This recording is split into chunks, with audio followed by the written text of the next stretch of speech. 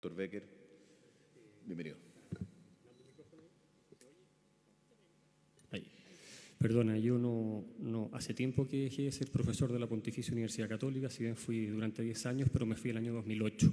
Así que eso, si bien tengo muy buen recuerdo, pertenece a mi pasado docente. Al currículum. Es parte del currículum, pero no lo soy actualmente. Yo trabajo en el Hospital Regional de Talca y soy un médico del sistema público a tiempo completo.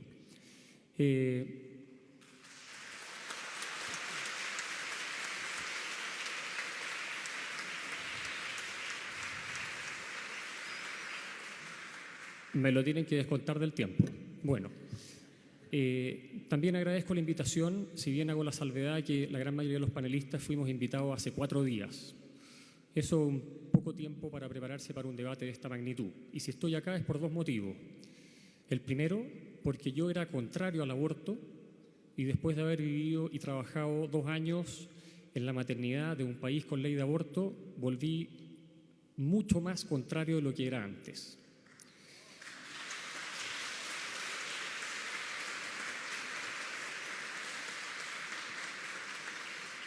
Y lo segundo es que después de esa experiencia de 2 años trabajando en un centro de referencia internacional en Barcelona, me dije que si algún día en mi país se iba eventualmente despenalizar o legalizar, que para el público común la verdad es que no tiene mayor diferencia, yo no me podía quedar callado. Y yo hoy día no voy a hablar del origen de la vida, porque la verdad es que no tiene sentido. Cuando una mujer usa la ley de aborto es porque ya sabe que tiene un hijo vivo dentro. Por lo tanto, el origen de la vida, la fecundación, etcétera, aquí pasa a un nivel secundario. No voy a hablar de si el aborto es malo, si es bueno, de si es persona, si no es persona, que son discusiones filosóficas. Yo les voy a contar cómo funciona la ley de aborto restrictiva en el papel en los países que la tienen, qué es lo que se supone que se está pretendiendo acá. Aquí, tanto el senador Girardi como el diputado Núñez dijeron que no nos preocupemos, que aquí la ley va a ser súper restrictiva para 3 casos específicos. Entonces vamos a ir analizando los proyectos de ley, por supuesto que la ley final todavía no se sabe, pero los proyectos de ley y vamos a ver qué dicen. El senador Girardi, dentro de su ley, propone que va a ser legal el aborto ético-social. En Inglaterra, el aborto social es que una madre tiene derecho a acabar con la vida de su hijo cuando no tiene plata para mantenerlo. Después dice, cuando el feto presente o se establezca clínicamente que presentará, futuro, graves taras o malformaciones físicas o psíquicas. Yo le hago, desde el año 98, ecografía más o menos a 3.500 mujeres al año, cosa que hace cualquier médico que trabaja en medicina materno-fetal, y la verdad es que me encantaría que algún médico materno-fetal en Chile, que somos 43 certificados, me dijera cuándo ha podido diagnosticar una malformación psíquica, porque eso no existe. Sin embargo, esto el público no lo entiende, no lo capta. En los países con ley de aborto donde sale este principio, porque esto está todo copiado de leyes del extranjero, la malformación psíquica es cualquier circunstancia que los padres consideren que va a afectar psicológicamente a su hijo, que implique un daño neurológico o un problema cognitivo. Ejemplo, síndrome de Down. El 98% de los niños con diagnóstico prenatal de síndrome de Down en países con ley de aborto con este principio son abortados.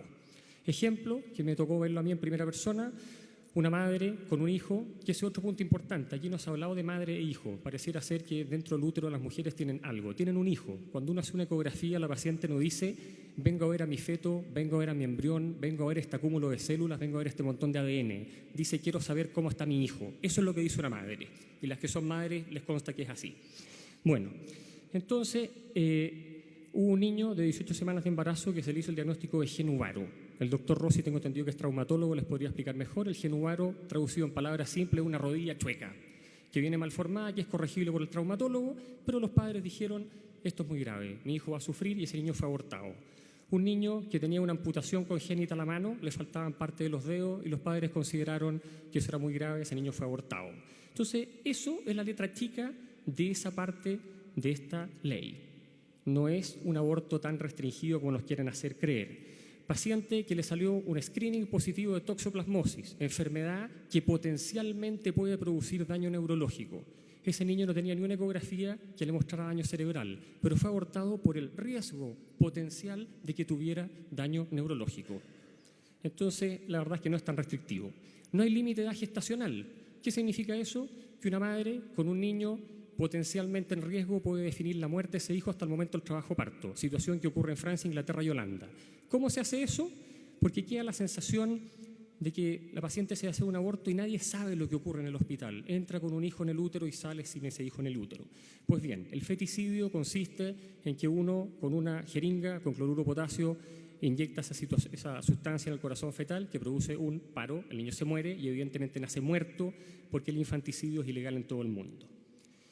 Segundo punto importante, y que me alegro que esté el doctor Segers acá porque él es un experto de reconocimiento internacional y nacional en infertilidad. Hay dos leyes, la del doctor Rossi y la de Miles, Chile, que hablan de que el aborto debería estar permitido cuando sea el embarazo producto de cualquier técnica de reproducción asistida no consentida en la mujer embarazada. Me encantaría que alguien me explicara cómo una mujer puede ser sometida a fecundación in vitro contra su voluntad. Eso no existe, claramente no existe. ¿A qué va este capítulo? Muy simple. El doctor Segers también fue al extranjero, también estuvo en un país con ley de aborto y él estaba en infertilidad, que es el lugar donde parejas que tienen el drama de no poder ser padres logran un embarazo. Yo estaba en el otro lado, en el lado de perinatología, donde se eliminan a los que sobran. ¿Qué quiero decir con eso? Se llega a un acuerdo. La pareja dice, mire, yo quiero hasta trillizos, o yo quiero hasta gemelos, o yo quiero uno solo. Y cuando la fecundación in vitro da origen a más niños, pasa a la sala del lado, donde se hace un procedimiento que se llama reducción embrionaria. Traducido al castellano, inyección de cloruro de potasio al feto que está más cerca de la aguja para eliminarlo. Entonces parece que las leyes no son tan restrictivas, nos están contando algún cuento. ¿Qué pasa respecto a la patología materna? Aquí se ha hablado de riesgo vital. Sin embargo, la ley del senador Rossi dice sea indispensable para salvar la vida a la mujer o evitar un daño irremediable de su salud física o mental. Daño irremediable, ya no salimos de riesgo vital y salud mental. En los países con ley de aborto restrictiva, en el papel, el 90% o más de los abortos por causa materna son por depresión. Es decir, puerta abierta al aborto a libre demanda. Cualquier médico de medicina perinatal, no yo, cualquiera, ha tenido la oportunidad de controlar mujeres embarazadas con insuficiencia renal, cardiopatía severa, feocromocitoma, hipertensión crónica, diabetes descompensada, lupus, artritis, hasta me tocó a mí personalmente una paciente que se le hizo un trasplante hepático durante el embarazo. Trasplante hepático, de eso estamos hablando. Y esas mujeres siguieron adelante, en algunos casos hubo muerte fetal, evidentemente no intencionada porque no es lo que uno busca, y en otros casos lograron tener un hijo. Entonces la medicina hoy en día tiene, la verdad es que mucho que ofrecer para sacar adelante a pacientes extraordinariamente complejas desde el punto de vista médico, y por otro lado el neonatólogo tiene como sacar adelante a niños en condición muy crítica. Entonces, repito, cuando nosotros vemos estas leyes que supuestamente son restrictivas y uno ve la letra chica, bueno, la verdad es que no es tan así. Y lo otro que llama profundamente la atención es que se habla que el aborto va a estar autorizado por la opinión de 1 o 2 médicos cirujanos. Con todo el respeto que me merece un recién egresado de medicina, esta ley permite que un médico que egresó ayer haga un certificado médico diciendo que esa paciente cumple un requisito para abortar. A mí me encantaría ver la cara de un cardiocirujano si un paciente llegara a un consultorio periférico, con todo el respeto que merece ese médico general, con un certificado que dice que hay que operar del corazón a esa paciente. O sea, evidentemente ese certificado en 30 segundos va a terminar en un tarro basura y va a decir, oiga, usted requiere una evaluación por un especialista. Sin embargo, eso no está contemplado. Aquí cualquier médico cirujano general, repito, con el respeto que merece, puede escribir un papel que diga, yo creo que esta paciente cumple los requisitos. A los especialistas no se nos ha preguntado, se nos ha preguntado poco. ¿Qué pasa respecto de las malformaciones? Por supuesto que hay malformaciones letales. El proyecto Miles Chile propone una lista de malformaciones letales, entre las cuales menciona osteogénesis imperfecta. Se les olvidó que hay 4 tipos de osteogénesis imperfecta. En el hospital de Talca en este minuto tenemos 2 adultas embarazadas con osteogénesis imperfecta que van a tener hijos. Síndrome de Turner. Casi todos los niños con síndrome de Turner terminan en un aborto espontáneo, lo que no quita que hay adultas con síndrome de Turner. Síndrome de corazón hipoplásico izquierdo. En Chile esa malformación se opera desde el año 2001 con resultado más de 50% de sobrevida. Por lo tanto, si bien es grave, tampoco es letal. Espina bífida. O sea, la espina bífida hoy en día se opera in útero, se opera después de nacer. El año pasado en el hospital de Talca tuvimos 2 partos de mujeres portadoras de espina bífida, fueron madres. Sin embargo, aquí está puesto como enfermedad letal en el proyecto Miles Chile. Onfalocele, el onfalocele siempre ha sido operable. Entonces, cuando vemos eso, uno dice, esto es una burla. Lo escribió alguien que no le preguntó nada a nadie, sacaron la lista de un libro de 1970, no lo sé. Y el tema es ese, eso es la ley de aborto que se plantea en Chile. No es restrictiva en el papel. La realidad en todos los países donde se aplican leyes similares es que el aborto es a libre demanda. Y aquí estamos hablando en el fondo de aplicar una ley donde a nosotros los médicos nos van a permitir acabar con la vida de un paciente. El feto es un paciente. Nosotros le hacemos diagnóstico, le hacemos control sano, igual que un pediatra. Vemos que el niño está sano. Si está enfermo, vemos si se puede tratar. Si no es tratable, desgraciadamente queda fuera de alcance médico. Entonces, si no es un paciente, le voy a ahorrar muchos millones al Ministerio de Salud. Saquen todos los ecógrafos de Chile, nos olvidamos del feto y nos preocupamos de la madre.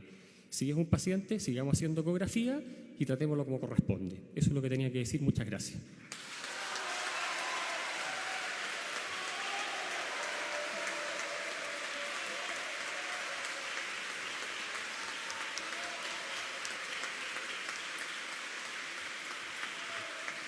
Aquí hay una verdadera guerra de aplausos.